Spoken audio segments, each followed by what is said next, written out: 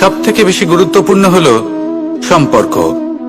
কারণ এই সম্পর্কগুলো আমাদের সেই ব্যক্তির সাথে পরিচিত করায় যাদের হাত ধরে আমরা এই জীবনযাত্রার পথে অগ্রসর হই। এবার এই সম্পর্কে আপনার কথাবার্তা, আপনার ব্যবহার, এটা অত্যন্ত গুরুত্বপূর্ণ। তাই প্রশ্ন হলো, যাদের সাথে আমাদের এই সম্পর্ক গড়ে উঠেছে তাদের প্রতি আমাদের আচরণ কেমন হওয়া উচিত, তাদের সাথে কেমন ভাবে কথা বলা উচিত। এর একটা বড়ই সহজ উত্তর আছে, দর্পণ। আপনি নিজেকে যেভাবে দর্পণে দেখেন সেভাবেই দর্পণের দিকে তাকান এবং কল্পনা করুন যে আপনার স্থানে সেই ব্যক্তি আছে আর সে আপনাকে দেখছে। এবার বুঝতে চেষ্টা করুন যে আপনার কেমন ব্যবহার হওয়া উচিত, তার আপনার ব্যবহার কেমন হলে ভালো লাগবে আর কেমন হলে তার অনুচিত বোধ হবে। শুধু এইভাবেই সেই ব্যক্তিকে বুঝতে চেষ্টা করুন। কখনো কোনো মানুষের ভালোবাসার প্রয়োজন হয়, কখনো পথপ্রদর্শনের প্রয়োজন হয়, কখনো তিরস্কারের প্রয়োজন হয়, কখনো কটু সত্যের প্রয়োজন হয়, বা কখনো শুধু সঙ্গর প্রয়োজন হয়। যদি দুজন ব্যক্তি এভাবেই একে অপরকে বুঝে অগ্রসর হন তাহলে এই সম্পর্ক আজীবন চলতেই থাকবে। আসুন আমার সাথে ভালোবেসে বলুন, রাধা রাধা। মানুষ সংঘর্ষ করেন জীবনের সামনে এগোনোর জন্য, সাফল্য লাভ করার জন্য, মহান কর্ম করার জন্য। কখনো সে জীবনে একা হয়ে যায়, আবার কখনো তার জীবনে অনেক সংখ্যক লোক চলে আসেন, তাদের সাথে ভিন্ন ভিন্ন ধরনের সম্পর্ক গড়ে ওঠে। কিন্তু তখনই সাবধান থাকা প্রয়োজনীয়, কারণ সব সম্পর্ক সত্য হয় না। যেমন দেখবেন, যখন সাফল্য আসে তখন জীবনে অনেকগুলো সম্পর্কও আসে, নতুন নতুন সম্পর্ক গড়ে ওঠে। কিন্তু যখন ব্যর্থতা আসে তখন খুব কম সম্পর্ক গড়ে ওঠে। আর বেশিরভাগ সময় এই ব্যর্থতার সময় গড়ে ওঠা সম্পর্ক আজীবন আপনার সাথে থেকে যায়। সাফল্য হোক বা অসফলতা, তার কোনো প্রভাব সেই সব সম্পর্কে পড়ে না। সেখানে সাফল্যের পরে যে সম্পর্ক গড়ে ওঠে, বেশিরভাগ সময় এমনও দেখা যায় যে তার মধ্যে বেশিরভাগ মানুষ আপনাকে নিজের কাজে লাগাবেন, আপনাকে ব্যবহার করবেন, সময় এলে পরে আপনাকে ঠকাতেও পারেন। এর অর্থ এটা নয় যে আপনি জীবনে নতুন সম্পর্ক বানাবেন না, অবশ্যই বানাবেন, কিন্তু ব্যক্তি এবং সম্পর্কের পরখ করা আবশ্যক, আর সময় সময় সেটা করা আবশ্যক। যে কটি সম্পর্ক আপনার জীবনে আছে, যারা আপনার সাথে জড়িয়ে সারা জীবন, যারা আপনার সাথেই থাকবেন, তাদের যত্ন নিন আর তাদের সাথেই অগ্রসর হন। আর আমার সাথে ভালোবেসে বলুন, রাধা রাধা। এই জীবন যেটা আপনি যাপন করেন, জানিয়ে আপনার এত অহংকার, বলুন এই জীবনে আপনার কি আছে? আপনাকে জন্ম দিয়েছেন আপনার মাতা, তারপর আপনাকে হাঁটতে শিখিয়েছেন, কথা বলতে শিখিয়েছেন, ভাষা শিখিয়েছেন, আরো অনেক কিছুই শিখিয়েছেন আপনার গুরু বা আপনার মাতা পিতা, অথবা এই সংসার, ব্যবসা, বাণিজ্য, এই সবকিছুর সাধন অন্য কেউ দিয়েছেন। ধন অর্জন করার সাধনও অন্য কেউ দিয়েছেন। ধনও অন্য কারোর থেকেই লাভ করা হয়েছে। সম্মানটাও অন্য কোনো ব্যক্তি আপনাকে দিয়েছেন। জন্মের পর প্রথম স্নানও অন্য কারোর হাতে করতে হয়েছে। মৃত্যুর পরেও অন্তিম স্নানটাও অন্য কেউ করাবে। তাহলে এই সংসারে আপনার নিজের কি আছে? জীবন, শুধু এটাই আছে যেটা আপনার নিজের। আর এই জীবনকে উচিতভাবে যাপন করুন, পূর্ণরূপে তার সদ্ব্যবহার করুন, আর শ্রেষ্ঠ থেকে শ্রেষ্ঠ কর্ম করুন। যদি সময় এলে পরে অন্য কেউ আপনাকে কিছু দেয়, আপনার যেটার প্রয়োজন ছিল, তাহলে সময় এলে আপনাকেও অন্যদের সব কিছুই দেওয়া উচিত। এই জীবনে যা কিছুই লাভ করেছেন তা উচিতভাবে ভালোবেসে উপভোগ করতে শিখুন, সবার মধ্যে ভাগ করে দিতে শিখুন। মনে রাখবেন, এই সংসারে এমন কিছুই নেই যা আপনার আর চিরকাল আপনার কাছেই থাকবে। আসুন আর আমার সাথে ভালোবেসে বলুন, রাধা রাধা। মানুষের জীবনে যখনই কোনো বিপদ আসে, মানুষ নিজের আশেপাশে দেখে, অন্য কাউকে খোঁজে, ভাবে কেউ এসে তাকে সাহায্য করবে। সে আশা করে যে কোনো ব্যক্তি এসে তার হাত ধরবে আর সেই বিপদ থেকে তাকে মুক্তি দেবে। কিন্তু প্রকৃতি আমাদের এই শিক্ষা দেয় না। কখনো কোনো পাখিকে দেখবেন, একটা পাখি যখনই কোনো ঝড় আসে কি করে? একটা ঝড় এসে তার বাসা ভেঙে দিয়ে যায়, তার বাসা নষ্ট করে দিয়ে যায়। সেই পাখি কিন্তু অপেক্ষা করে না যে কে তাকে এসে সাহায্য করবে। সে কখনো আশা করে না যে কেউ এসে তাকে আশ্রয় দেবে। সে নিজেই কর্ম করে, একটা একটা করে খড়কুটো সে আবার জড়ো করে আর নিজের বাসা পুনর্নির্মাণ করে। প্রকৃতি আমাদের এটাই শেখায় যে আমরা নিজেরাই প্রত্যেকটা সমস্যার সম্মুখীন হতে পারি। কারণ ঝড় অর্থাৎ সংকট আমাদের সবার জীবনেই আসবে, তার সম্মুখীন হতে হবে আমাদের, আর সেটাও নিজেদের শক্তি দ্বারাই। তার সম্মুখীন হওয়ার সময় নিজেদের সংযত করে রাখতে হবে, আর তার জন্য নিজের ওপর বিশ্বাস রাখা আবশ্যক। আর এই কথাটা বোঝাও আবশ্যক যে যত বড়ই সংকট আসুক না কেন, তার সাথে লড়াই করার মতো যে শক্তি প্রয়োজন, সেই শক্তি আমাদের মনেই নিহিত।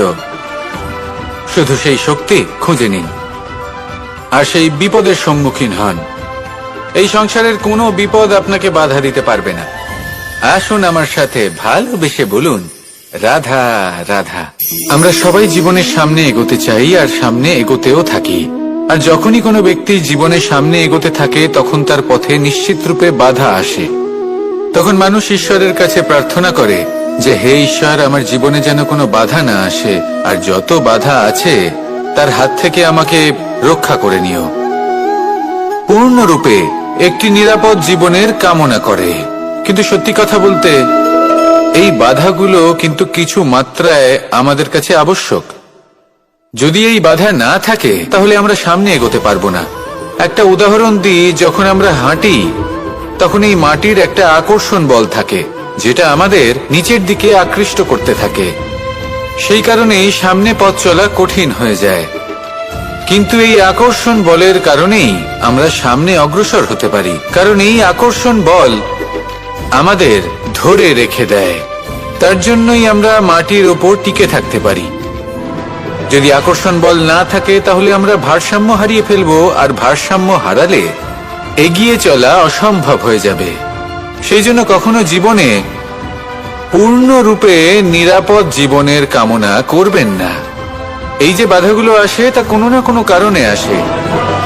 এটা কেন আসছে সেটা বুঝুন, এদের স্বাগত জানান। এর থেকে যে শিক্ষা লাভ করবেন সেটাই আপনাকে এগিয়ে নিয়ে যাবে। আসুন আর আমার সাথে ভালোবেসে বলুন, রাধা রাধা।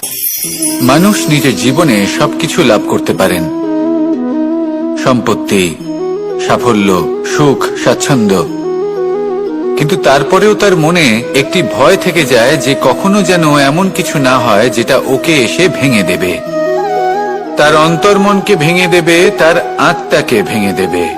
কিন্তু সত্যি কথা বলতে কিছু ভাঙলেও তাতে ভয় পাওয়ার কোনো প্রয়োজন নেই। ভাঙার পরেই কিন্তু নতুন নির্মাণ হয়। এটাই তো প্রকৃতি আমাদের শেখায়।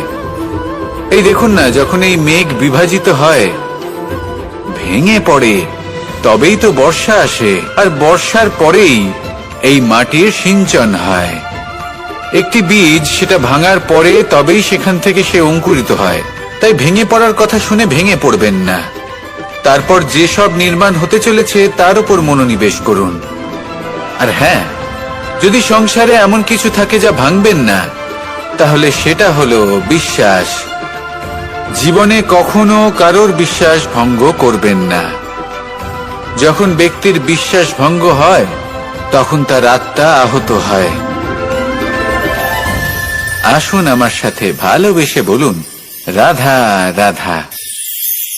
মানুষ যখনই কোনো কাজ করেন তখন ওনার মনে একটা প্রশ্ন অবশ্যই আসে যে এই কাজের পরে লোকে নিন্দা করবে নাকি প্রশংসা করবে।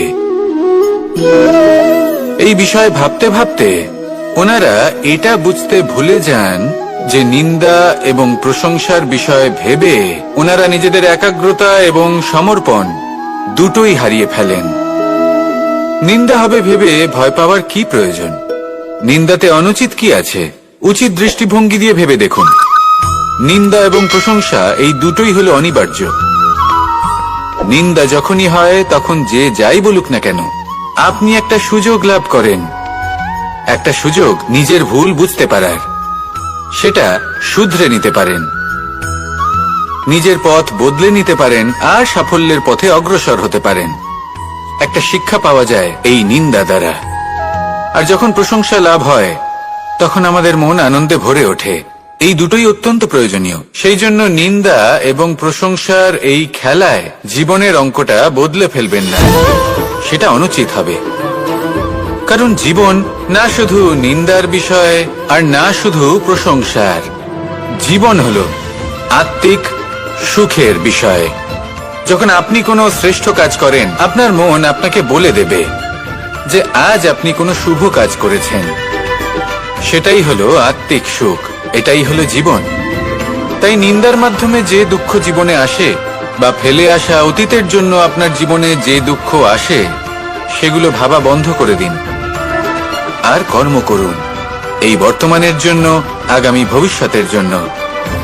আসুন আমার সাথে ভালোবেসে বলুন রাধা রাধা। প্রত্যেকটি মানুষ জীবনে কখনো না কখনো এই কথাটা নিশ্চয়ই শুনেছেন যে ভাগ্যের থেকে বেশি আর সময়ের পূর্বে কিছুই পাওয়া যায় না। আর এটা সত্যিও বটে, কিন্তু এর থেকেও বড় একটা সত্যি আছে, আর সেটা হলো যে আপনি নিজেই নিজের ভাগ্য রচনা করতে পারেন নিজের কর্মের দ্বারা। যেমন ধরুন, যদি আপনার ভাগ্যে কোনো জিনিস না থাকে তাহলে সেটা এসেও চলে যাবে, আর যদি ভাগ্যে কিছু থাকে তাহলে তা নিজেই আসবে, যদি আপনি সেই কর্ম করেন। যেমন ধরুন পাণ্ডবরা, ওনাদের জীবন কি ছিল, ওনাদের সাথে কি হয়েছিল? ওনাদের পিতা বনবাসী হয়েছিলেন, অকাল মৃত্যু লাভ করেছিলেন।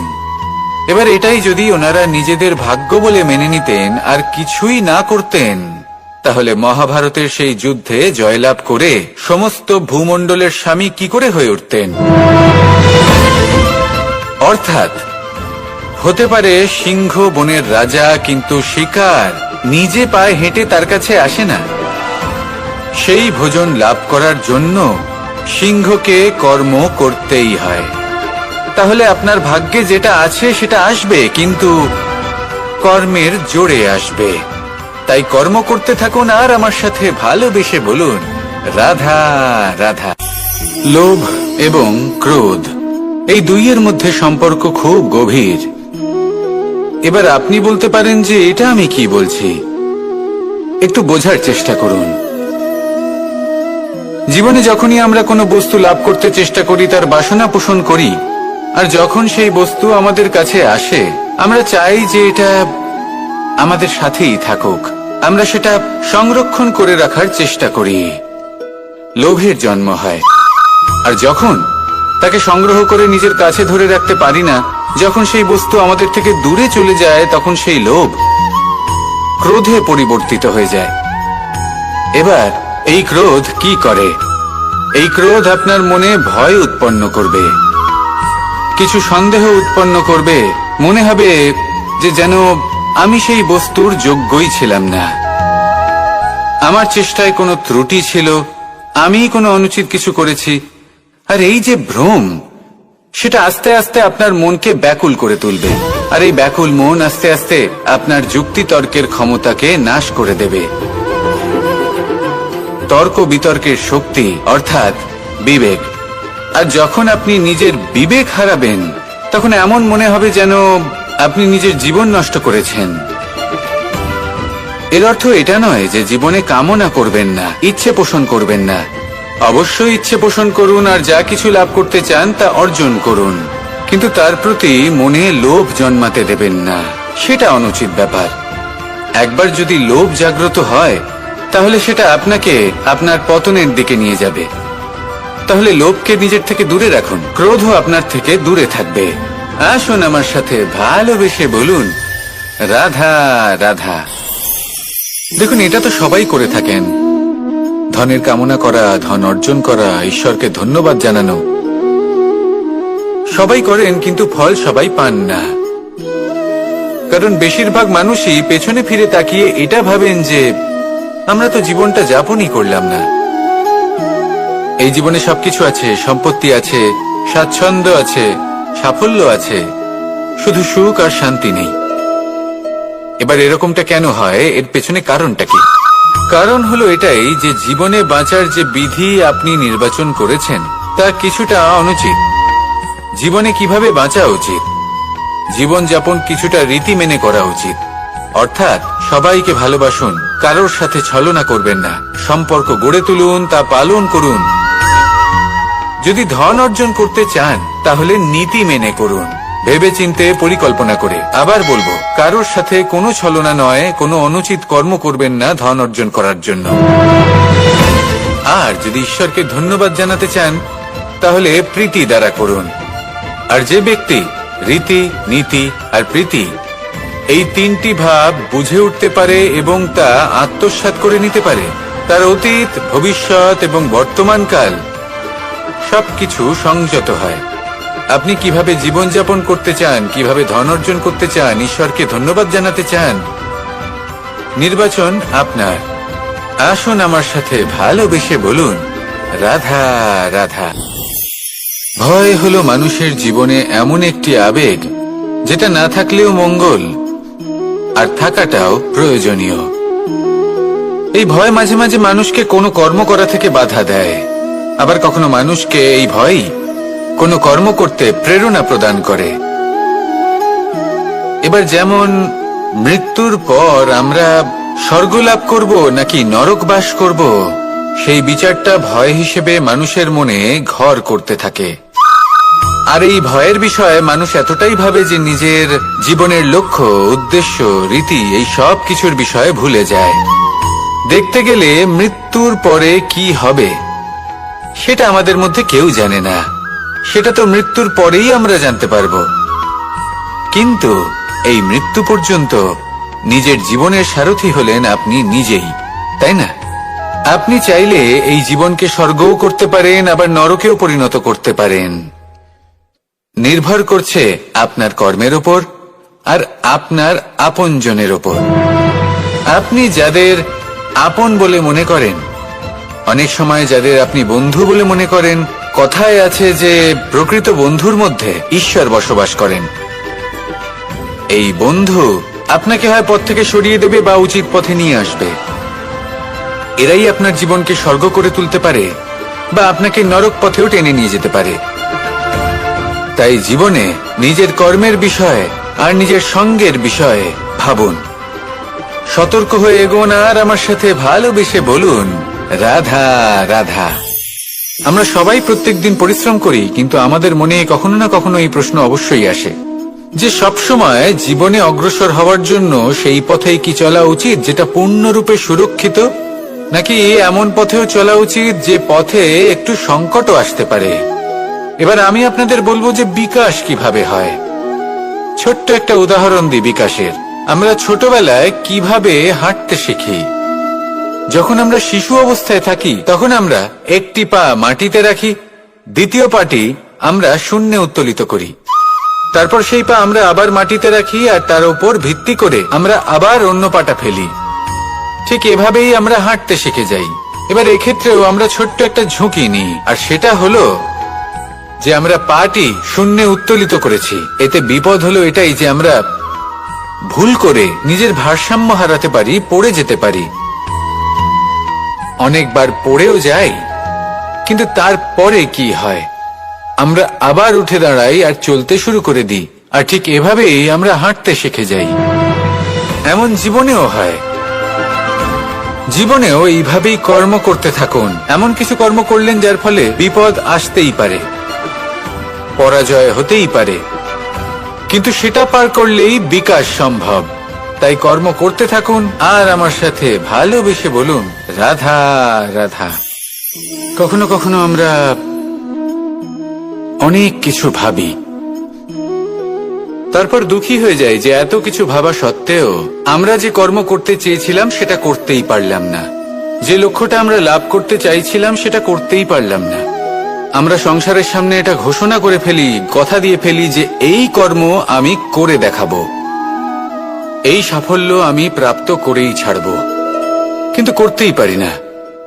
তার কারণটা কি? চেতনা, আমাদের একাগ্রতা। আমরা একাগ্র হয়ে পড়ি এই সংসারকে কিছু প্রমাণ করে দেখানোর জন্য, যেখানে আমাদের একাগ্রচিত্ত হওয়া উচিত নিজেদের কর্মের ওপর।